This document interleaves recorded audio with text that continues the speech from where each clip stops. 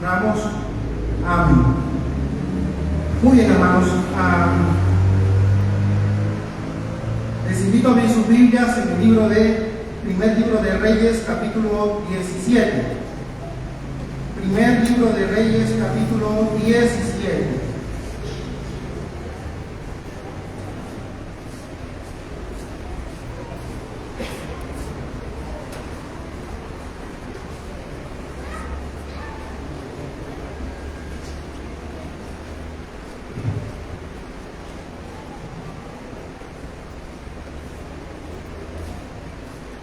A los niños, por favor, pueden pasar a su clase. Allá los maestros se esperan. Gloria al Señor. Muy bien, hermanos. No voy a leer la porción. Después puede tomar asiento. No lo vamos a leer ahorita para comenzar, porque es una lectura amplia de la palabra. Pero solamente tener ahí ubicado el pasaje. Primer libro de Reyes, capítulo 17.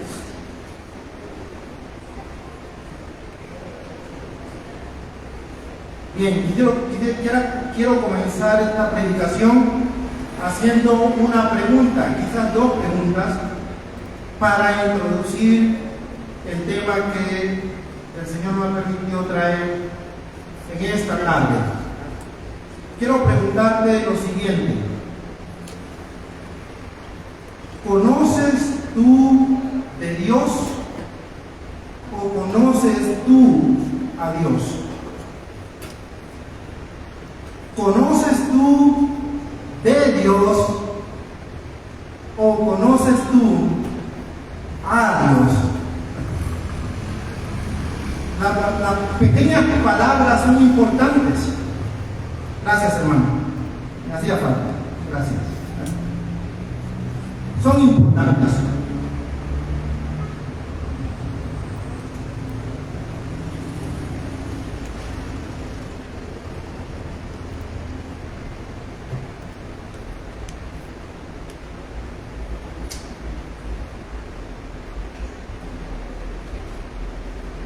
Por un lado encontramos la pregunta: ¿conoces tú de Dios? Y esta pregunta solamente tiene una respuesta, y es la respuesta de un asentimiento. Es decir, ¿conoce usted de Dios? Sí. Y como a veces es una de las cosas que yo uso cuando comparto el Evangelio con alguien, a veces pregunto a la persona y le digo, por ejemplo, qué bueno que Dios nos mandó lluvia, ¿verdad? Y dependiendo de su respuesta me voy a dar cuenta si es un hijo de Dios o no, porque a veces me responden: sí, Diosito nos mandó lluvia. Ya sé que no es un hijo de Dios. Porque nuestro Dios no es un diosito. Nuestro Dios es el creador del universo, el todopoderoso. Y a veces hago esta pregunta, y cuando pregunto ¿conoces tú de Dios?, las personas conocen datos de Dios. Él es el creador. Alguien me ha dicho que es bueno. Y yo sé de Dios. Pero la otra pregunta, ¿conoces tú a Dios?, es una pregunta que implica relación. Es una pregunta que implica experiencia. Y no cualquier tipo de experiencia. Una experiencia de conocer verdaderamente a Dios. Es una respuesta que implica un entendimiento del pensamiento y la voluntad de Dios para mi vida. Es una respuesta que implica un propósito en mi vida. ¿Conoces tú a Dios o conoces tú de Dios? esta tarde me gustaría mostrarte a un personaje que no conocía de Dios. Conocía a Dios y estaba en la presencia de Dios. Es un personaje del Antiguo Testamento. Un profeta de Dios que su vida es admirable. Su vida es admirable. Su muerte, si pudiéramos llamar muerte, es aún más formidable. Elías, el profeta de Dios. Elías será recordado por ser un hombre que estaba en la presencia de Dios. Elías será recordado por ser un hombre que hacía oraciones en los momentos de quietud, pero en los momentos de crisis también. Elías será recordado porque un día en el Monte Carmelo estaba rodeado de 400 profetas de Baal, 400 profetas de Acera, 800 en total, y pidió a Dios, rogando a Dios que hiciera descender fuego del cielo y consumiera el holocausto que estaba allí puesto. Elías será recordado por un hombre que conocía el pensamiento, la voluntad y el corazón de Dios. ¡Qué maravillosa vida, hermanos! Oraciones en quietud, oraciones en tiempos de dificultad y de crisis extrema. Porque en aquel momento en el Monte Carmelo, si Dios no hacía descender fuego del cielo, Elías sería profeta frito. Porque todos esos profetas malvados que estaban ahí lo iban a matar. Pero ese día Dios respondió con fuego. Y Elías supo quién es Dios. No solo él, el pueblo también. Porque yo me imagino a aquellos del pueblo que estaban ahí y vieron descender fuego de Dios del cielo. El fuego siempre tiene que venir del cielo, hermanos. El fuego no puede venir de otro lado. Tiene que venir de Dios. Yo me imagino a estas personas que no creían en Dios y que estaban alejados totalmente de Dios.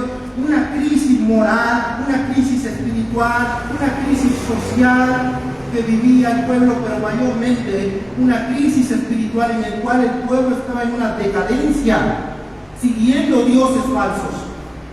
Y en ese momento supieron que Dios es el Dios que responde por fuego.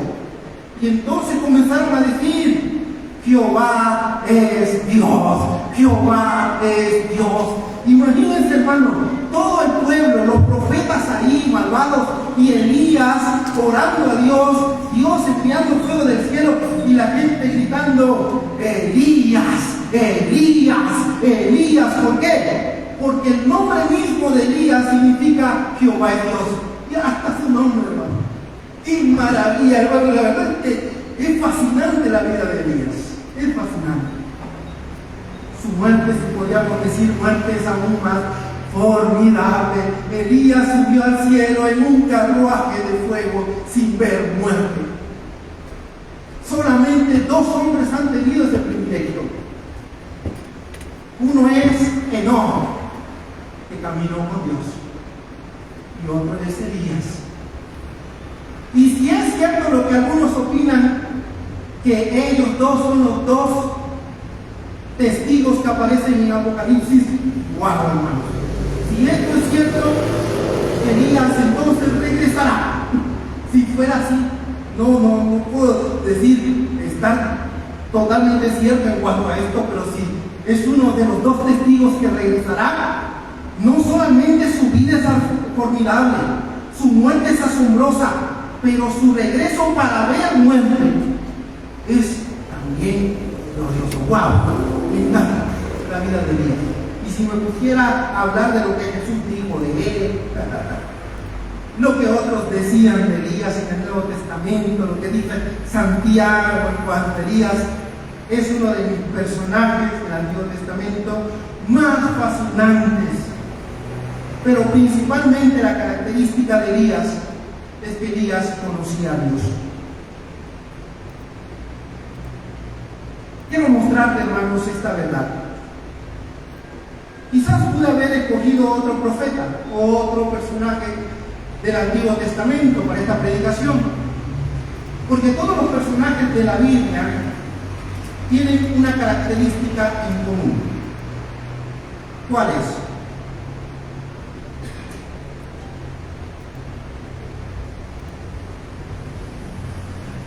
Es la siguiente.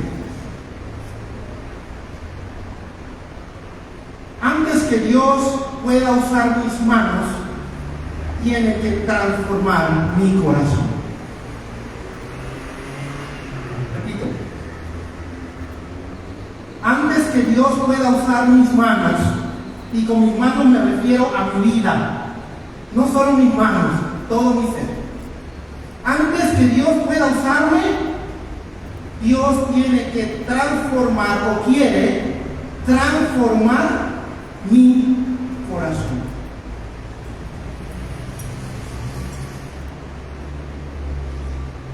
¿Por qué Dios no usó al joven José cuando tenía 17 años, sino que se esperó a que tuviera 30 para ser el gobernador de Egipto? ¿Por qué no lo usó inmediatamente? Dios quería que estuviera con él, que conociera su pensamiento. Moisés pasó 40 años en la corte de Faraón. Ya está listo para servir a Dios, ¿verdad? Ya tiene 40 años, ya es un intelectual, ya sabe todo, ya que vaya a sacar al pueblo de Israel de Egipto. No, faltan 40 años más cuidando ovejas. Y finalmente 40 años más llevando al pueblo de Israel por el desierto. Y lo mismo te podía decir de David, y lo mismo te podía decir de Daniel, y lo mismo te podía decir de Isaías, y lo mismo te podía decir de los apóstoles del Señor, que el Señor les llama, y dice en Marcos capítulo 3, que el Señor les llama a estar con Él. No les llama a servir, le llama a estar con Él, porque hay algo en común en cada uno de estos hombres. Dios quiere primeramente transformar mi corazón para entonces ir y servir, para entonces usar mi vida. ¿Cuánto tiempo se tardará el Señor en hacerlo? No lo sé. Con Elías se tardó 3 años y medio. No lo sé. Con los apóstoles también, una coincidencia, ¿verdad? Y así sucesivamente. Pero una cosa importante, hermano, que yo he notado en la vida cristiana, es que la madurez de una persona y la transformación del corazón de una persona no siempre depende del tiempo. Hay personas que pasan 10, 20, 30, 40 y 50 años en una iglesia y su corazón no ha sido transformado. Sin embargo, hay otros que a los 2 años ya se le ve el fuego de Dios. ¿Qué lleva eso? Porque ese sí y el otro no? He descubierto algo. Que algo determinante en el crecimiento de una persona es la obediencia a Dios. La obediencia a Dios. Elías conocía a Dios, conocía su pensamiento, conocía su corazón. Pero Elías era un hombre obediente a Dios. En circunstancias y mandatos a veces que nos parecerían un poco insólitos, raros. Vamos a ver algunos de ellos. Por ejemplo, Dios le dice a Elías, en el capítulo 17, versículo 1.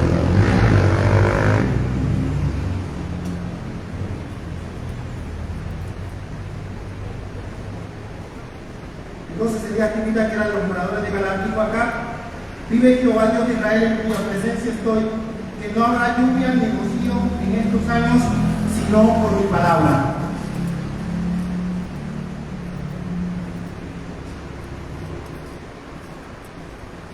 Los tiempos de Elías se parecen a nuestros tiempos, hermanos.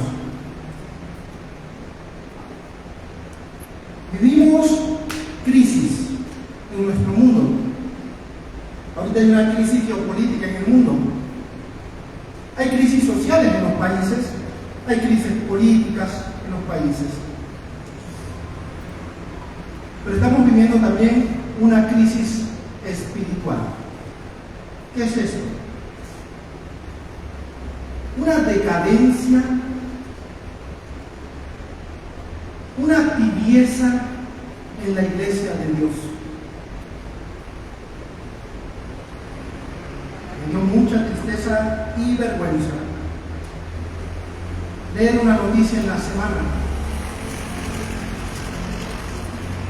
de una de las denominaciones más fuertes, hermanos, y que amamos mucho, pero que han quitado todo lo que Dios dice. Como decía un profesor mío, si no te gusta la palabra de Dios, ve por unas tijeras y corta lo que dice ahí. Pero ahí está escrito. Es lastimoso, penoso lo que está pasando. Pero nos habla de una decadencia como los tiempos en los cuales vivía Elías. Pero vamos a notar, hermanos, que en medio de la decadencia y la maldad, porque había un rey malvado llamado Acab, que él mismo era malvado, pero se casó con una bruja que era más malvada que él, llamada Jezabel. Mataba a los profetas de Dios, hermanos.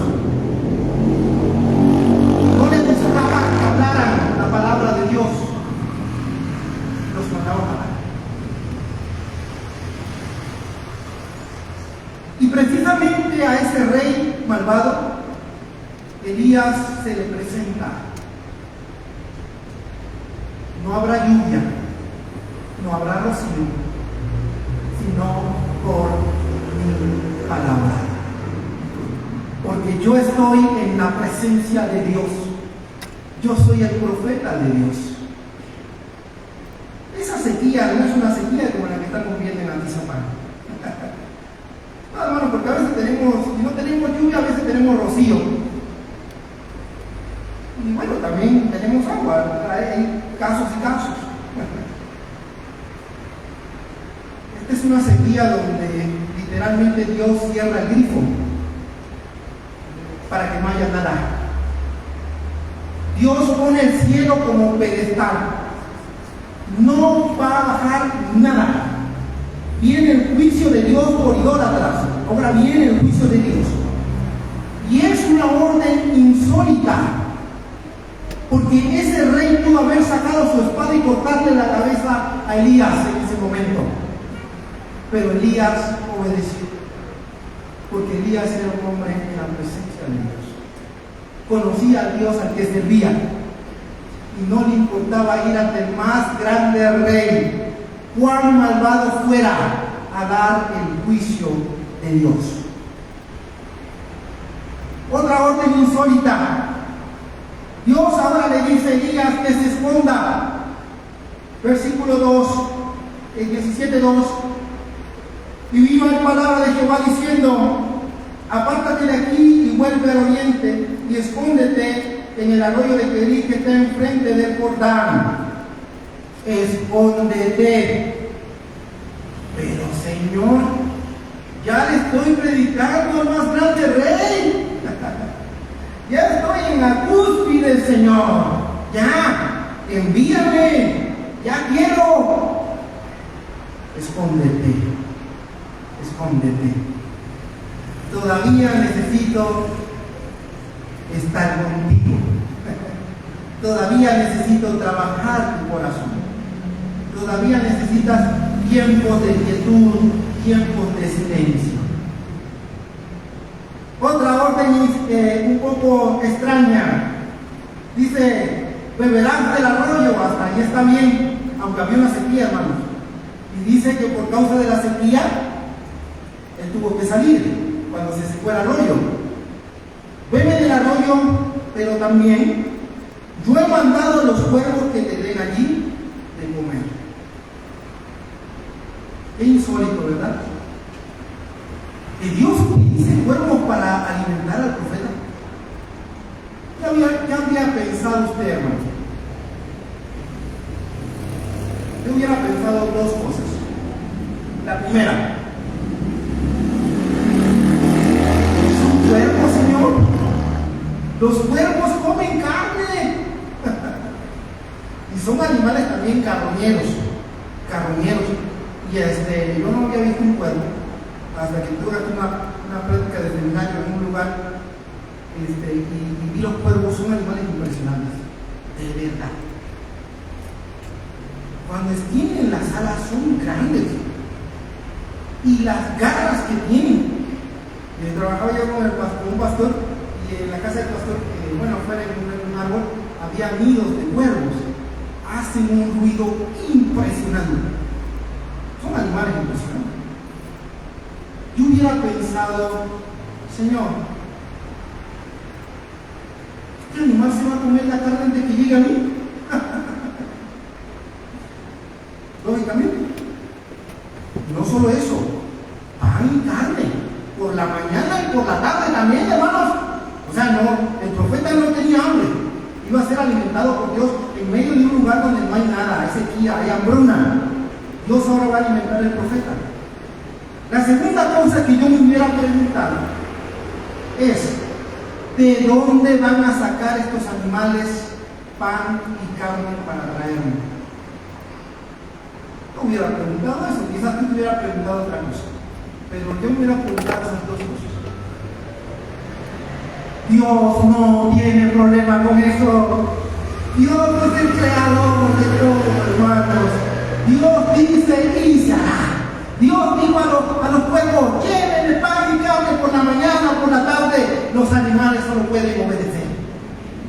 ¿De dónde lo sacarán?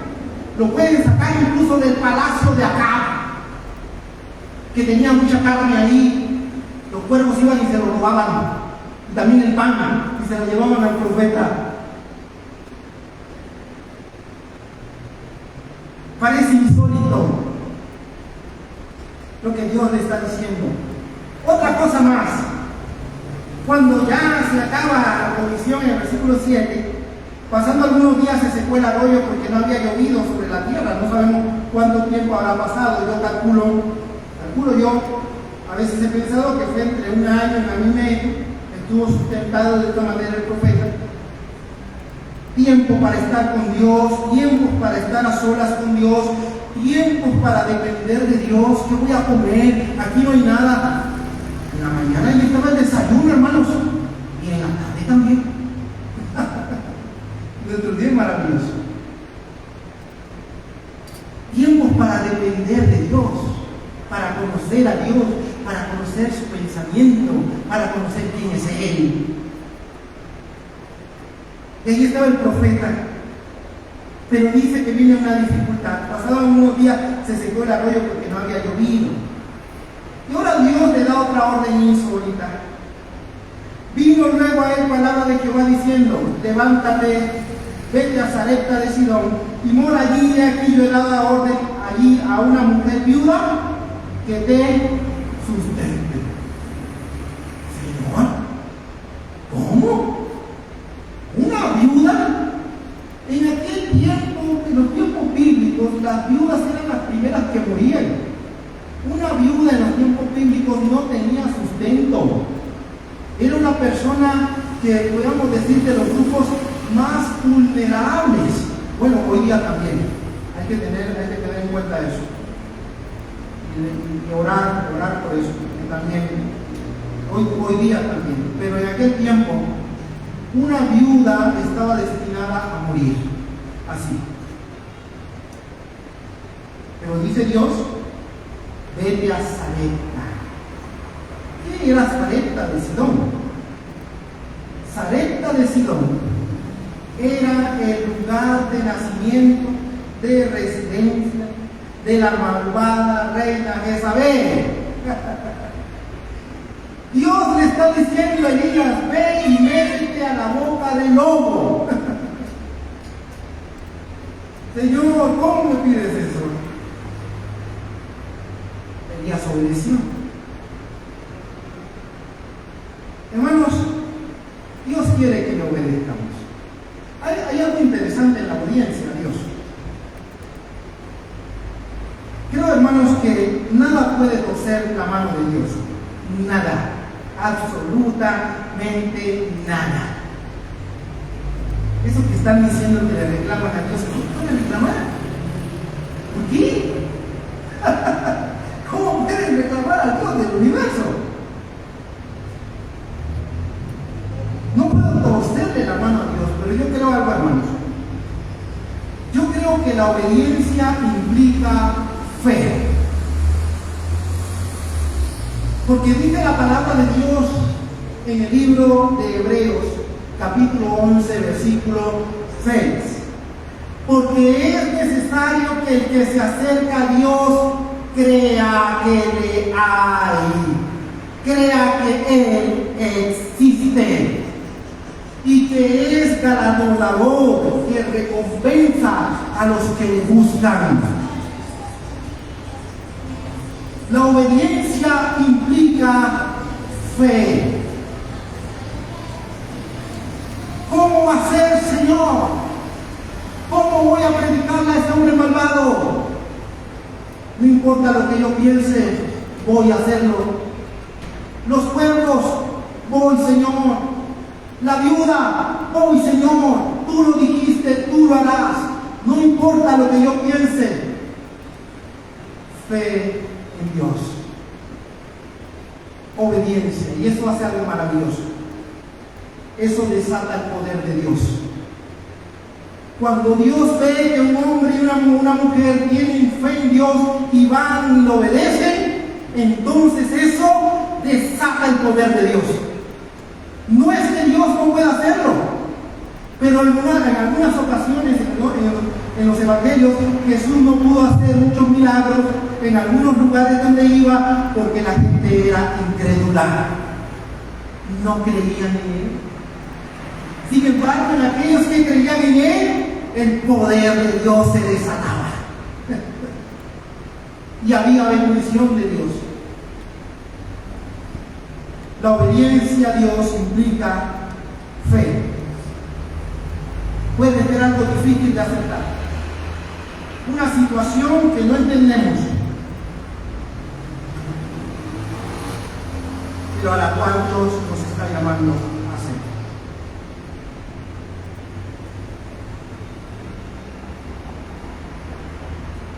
Elías conocía el pensamiento de Dios como cualquier relación.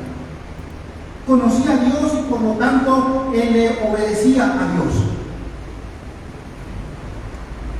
En cualquier relación pasa así, pero mayormente en la relación de matrimonio.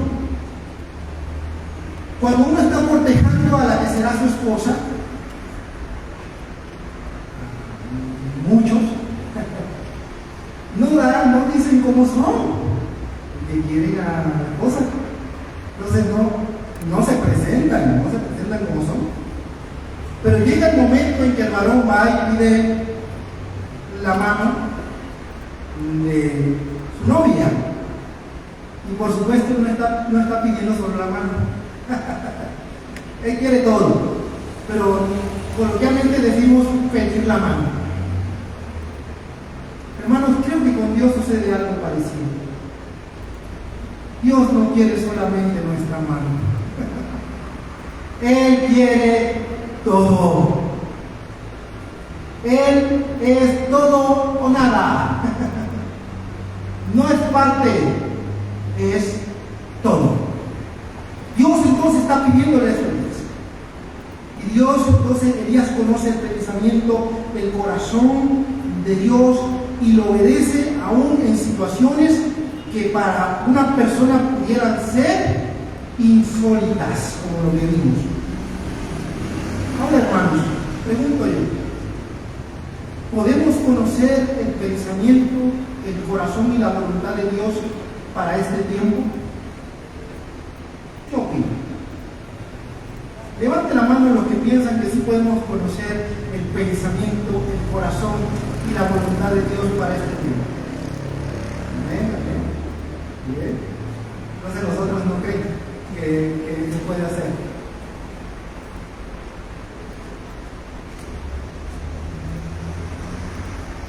Sí podemos hacerlo. Podemos conocer el pensamiento, la voluntad y el corazón de Dios para nuestro tiempo. Y de hecho, quiero decirte que debes conocerlo. Porque si tú no conoces el pensamiento, el corazón y la voluntad de Dios para este tiempo, déjame decirte que no tienes propósito en esta vida. ¿Para qué estoy aquí? Muchas personas pasan toda su vida sin saber el propósito de Dios para su vida. Pasan toda su vida así. Finalmente mueren y nunca conocieron para qué estaban aquí. Qué triste, qué raro. Pero eso pasa muy a menudo. Hermano, hermana, tú puedes conocer lo que Dios quiere para ti aquí. Es más, Dios está deseoso de que lo conozcas. Elías era ese tipo de hombre. Miren, Elías conoció esto de Dios y descubrió su propósito en la vida. Él descubrió que el propósito para su vida en aquel entonces era restaurar la adoración al Dios verdadero. Y lo cumplió, lo cumplió. Él descubrió que su vida servía para que las personas pudieran dar gloria a Dios. En ese momento, cuando Dios hace descender fuego del cielo ahí en el monte Carmelo, la gente gritaba: Jehová es Dios, y daban gloria a Dios. Y Elías, yo creo que por dentro decía: he cumplido mi propósito para lo cual estoy aquí. ¿Para qué estás aquí? Quiero decirte que estás para el mismo propósito de Elías. Dios tiene un propósito y Dios quiere hacer algo en nuestros días. Su propósito se encuentra en la gran comisión. Mateo capítulo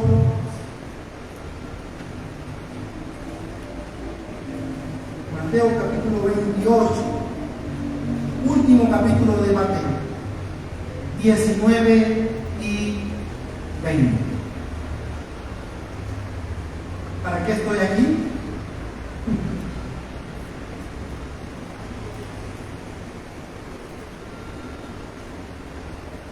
Por tanto,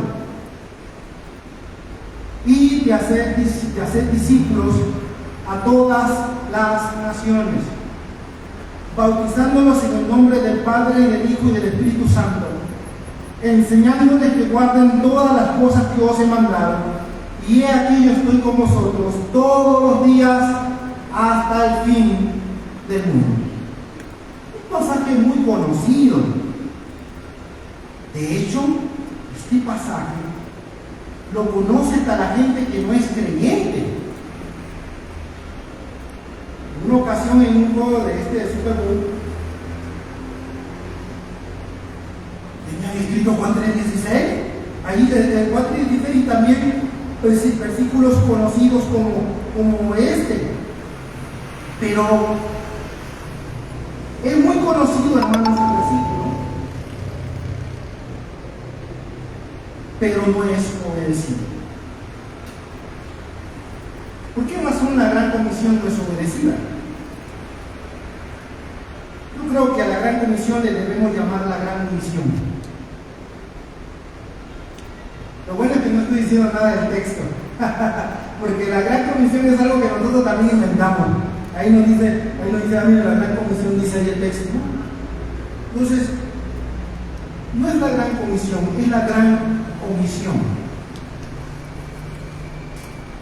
¿Es difícil la gran comisión? A veces parece una orden insólita.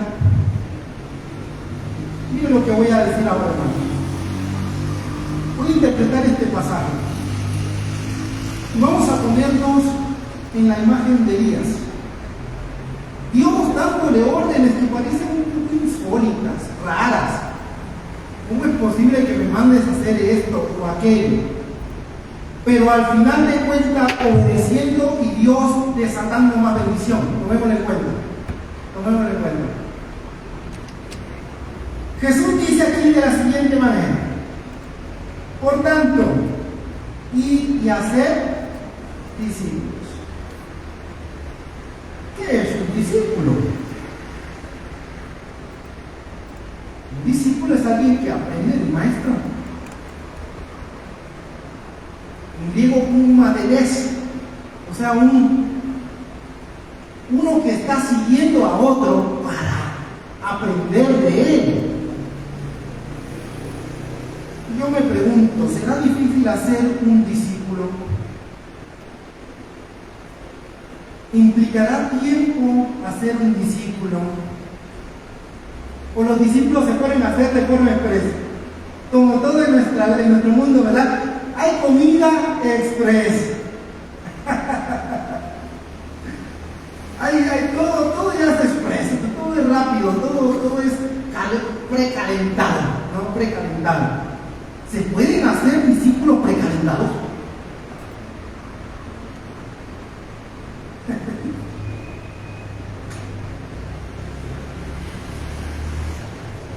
Tener un discípulo implica tiempo, implica esfuerzo, implica sacrificio. ¿Cómo vamos a ser discípulos si ni siquiera le decimos a otra persona acerca de Jesús? Imagínese usted, hermano. Estamos hablando de la gran comisión y la gran comisión dice que tenemos que hacer discípulos. Pero esos discípulos comienzan siendo discípulos naciendo de nuevo.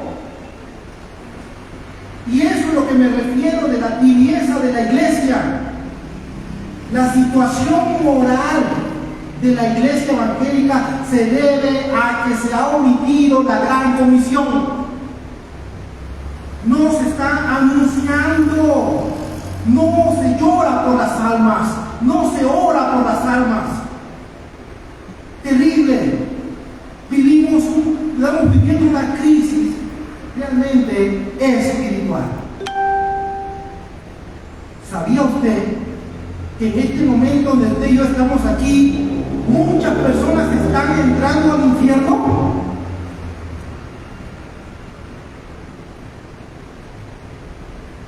Ayer mi hijo me dijo algo, me dice: papi, no hace tanta calor como en el infierno. Y le digo: hijo, mis hijos, hermanos, a veces yo siento que no debo quizás ser muy duro con mis hijos en ese aspecto, pero yo no permito que haya chistes en cuanto a Dios, ni en cuanto a Jesús, ni en cuanto al infierno. Decía el doctor Leroy: Señor, no me permitas hablar del infierno sin duda. Y eso me quedó a mí grabado, hermanos. No hablo del infierno sin llorar, porque en este momento están entrando miles de almas al infierno. Miles. Y le digo a mi hijo: este calor se va a ir posiblemente esta tarde cuando llueva. Este calor se va a ir posiblemente mañana cuando cambie la estación. Este calor terminará, pero el infierno no termina, no para. No creas todo lo que dicen los videos. El infierno es real.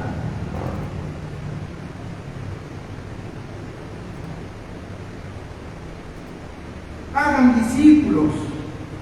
No es fácil, hermanos. El llamado a ser un discípulo no solamente implica ir y decirle a una persona acerca de Jesús. No. El llamado a ser discípulos implica estar con esa persona. Llevarlo de la mano. Como cuando nacen nuestros hijos, no los dejamos en el hospital. Cuando nació mi princesa, no la dejamos en el hospital, hermano. No, la cobijamos y yo estaba ansioso de llevármela allá. La pusimos en una incubadora porque nació chiquita, pero está bien grandota ya. Gloria al Señor. Pero la pusimos en una incubadora y ya pasó ahí 2 días. Ya yo quería llevármela. Yo quería que ella estuviera con Laura ahí comiendo. Yo quería llevarme a mi hija. Un discípulo no se deja en el hospital. Usted va, le predica, pero continúa con él. Te sigue amando, te sigue animando. A veces va a caer, a veces se va a levantar, a veces va a hacer cosas de niño. Usted está ahí. ¿Es fácil hacerlo? No. Como tampoco lo fue para Elías, hermano. ¿Pero qué dije? La obediencia a Dios, ¿qué hace? ¿Qué hace? Desata el poder de Dios. ¡Qué maravilla! ¡Qué maravilla ver que Dios transforma el corazón de una persona! Que de ser alcohólico ya no lo es. Que de ser adúltero ya no lo es. Que de ser mentiroso ya no lo es. Y la familia dice, ¿qué te pasó? No sé, algo me pasó. Gloria al Señor. Hermanos, un nuevo nacimiento es algo maravilloso. A todas las naciones, a todas las naciones.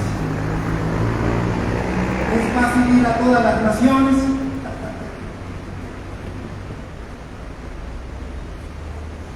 Ahora, hermano, esto se pone más tremendo cuando leemos lo que significa. No son las naciones constituidas. O sea, no es México, Estados Unidos, Canadá, cualquier país de Centroamérica, de Sudamérica. No.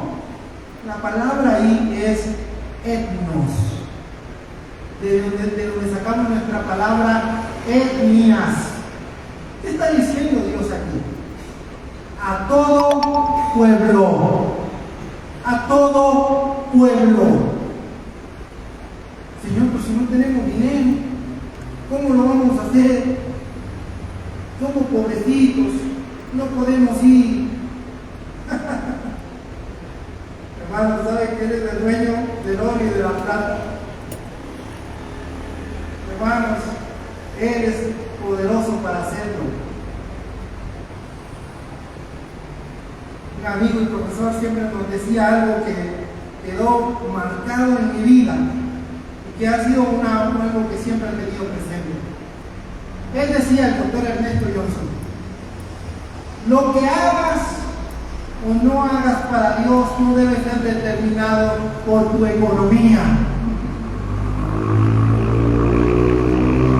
No tengo, Él sí tiene. No puedo, Él sí puede.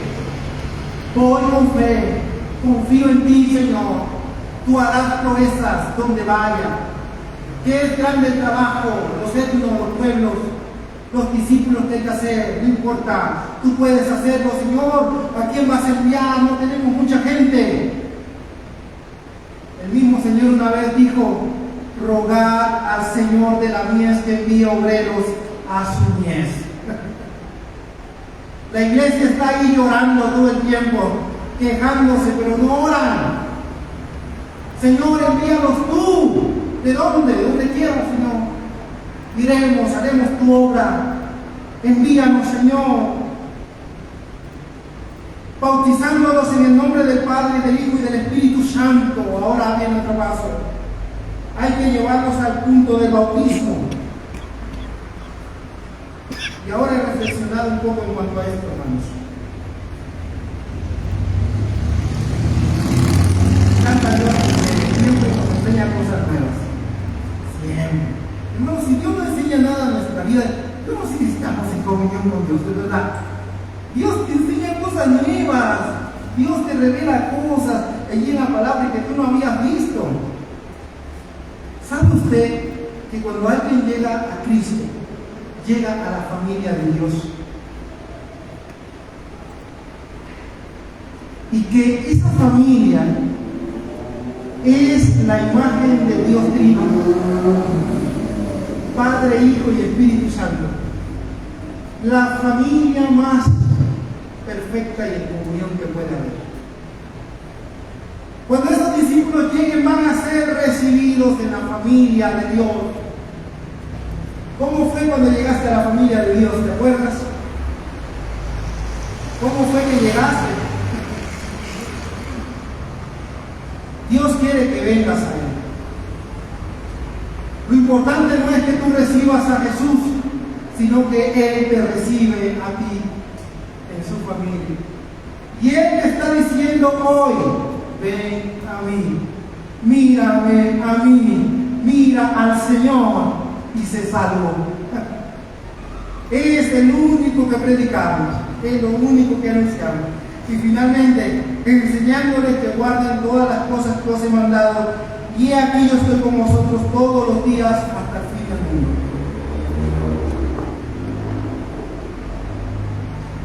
Algunas personas se atreven a decir que Jesús está con ellos. Y toman este versículo al decir esto. Dicen: mira, hermano, mira lo que dice aquí. El Señor promete estar con nosotros todos los días hasta el fin del mundo. Versículo sacado de contexto. El Señor estará con aquellos que anuncian su evangelio. Créalo. Predique el evangelio, el Señor está ahí. Con usted haciéndolo. Pero no lo saque de contexto. No diga eso.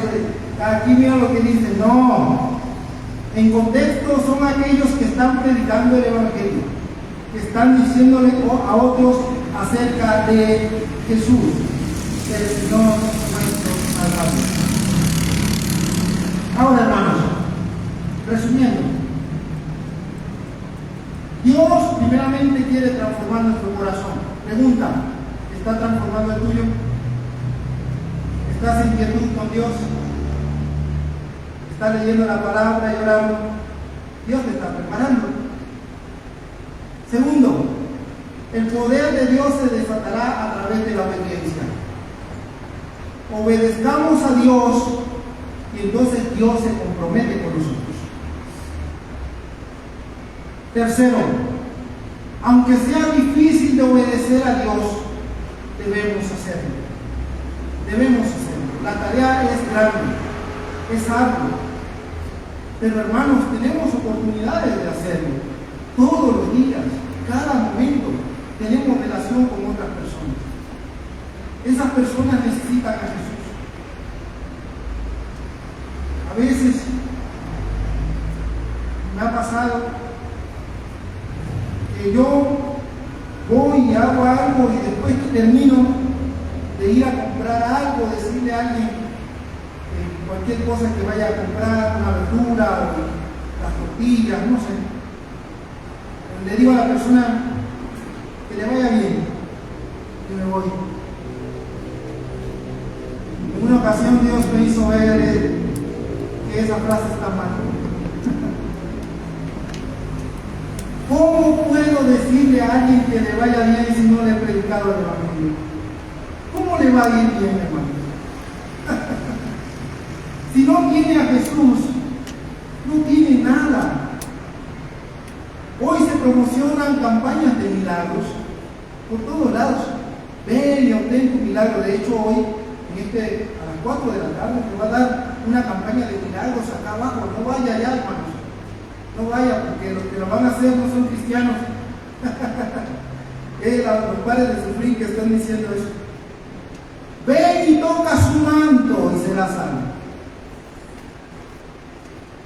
Yo diría, ven a Jesús y sé salvo.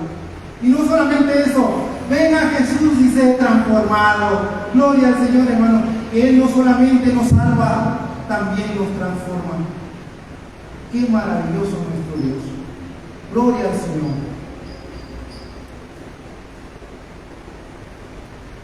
¿Conoces tú a Dios o conoces tú de Dios?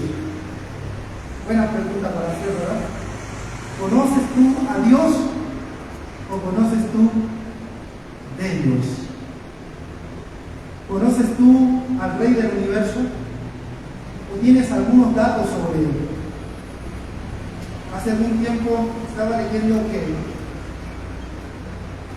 en la presidencia pasada de los Estados Unidos, cuando estaba el señor Trump en la presidencia, parece que había ciertas personas ahí alrededor de él que eran creyentes comprometidos, de verdad.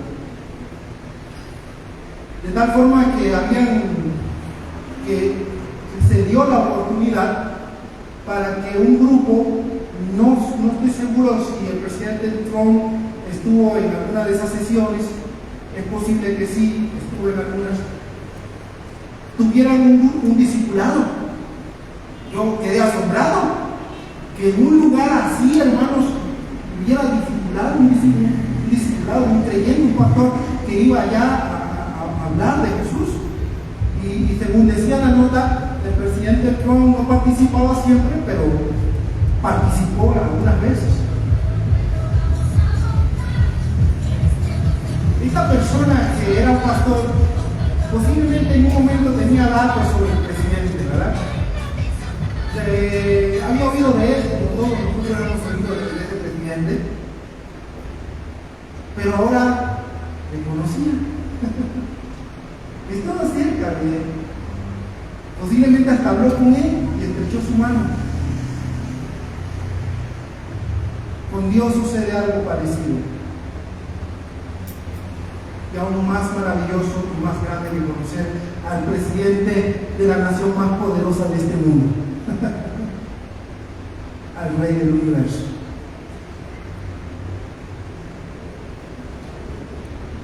Puedes tener datos de él. A veces pensar de él. O decir, yo he oído. Pero no es hasta que estás con él que le conoces. Que conoces su pensamiento. Que conoces su corazón. Entonces puedes ser enviado a servir a otros. ¿Conoces tú a Dios o conoces tú de Dios?